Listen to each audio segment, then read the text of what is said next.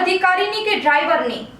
કચ્છ જિલ્લામાં ઓવરલોડ ચાલતા વાહનો સામે આરટીઓ તંત્ર ક્યારેક દેખાવ પૂરતી કામગીરી કરતું હોય છે, ત્યારે આજરોજ અમારા કચ્છકારે ટીવી ન્યૂઝની ટીમ દ્વારા એરપોર્ટ રિંગ રોડ પાસેના વિસ્તારની મુલાકાત લેવામાં આવી હતી અને આ ચોકડી પર આરટીઓ તંત્રની ગાડી ઊભી હતી અને આ ગાડી શા માટે ઊભી હતી તો કે વાહનના કાગળિયા ચેક કરવા માટે આ ગાડી ઊભી હતી। તેમાં અધિકારી હતા, પરંતુ તે બારીનો કાચ બંધ કરી અને ફક્ત ગાડીમાં એસીની હવા ખાઈ રહ્યા હતા, જ્યારે કાગળિયા ચેક કરવાનું કામ એ ગાડીનો ડ્રાઈવર કરી રહ્યો હતો।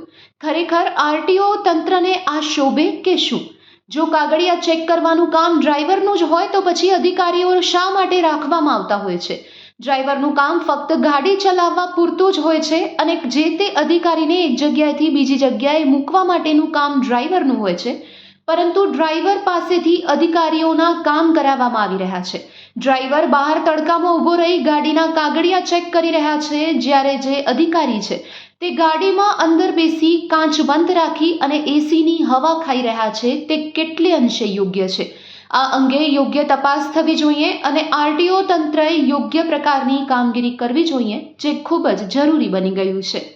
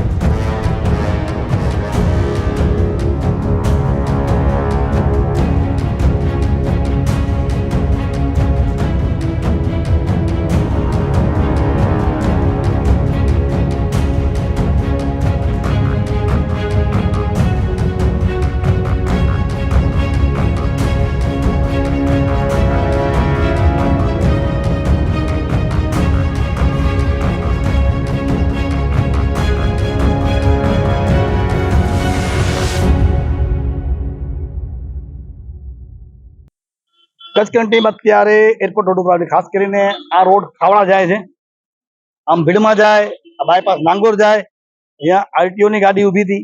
આરટીઓ અધિકારી ગાડીની બહાર કાચ ખોલવા તૈયાર નથી અને ગાડીઓ ચેકિંગ કરવા અને ડ્રાઈવરને બોલાવવા માટે ગાડીનો આરટીઓ નો ડ્રાઈવર બહાર નીકળી ને બધું ગાડીઓ ચેક કરે। અધિકારી છે, ડ્રાઈવરનું કામ ડ્રાઈવરની સીટ ઉપર બેસવાનું છે, નહીં કે કાગળિયા લઈ આવો, આ લઈ આવો, નીચે ઉતરો, ચેક કરો। અધિકારી છે અને મીડિયાને જોઈ અને ચાલતી પકડીને મતલબ શું? જો મીડિયા ન હોય તો વહીવટ કરી લેવાનો।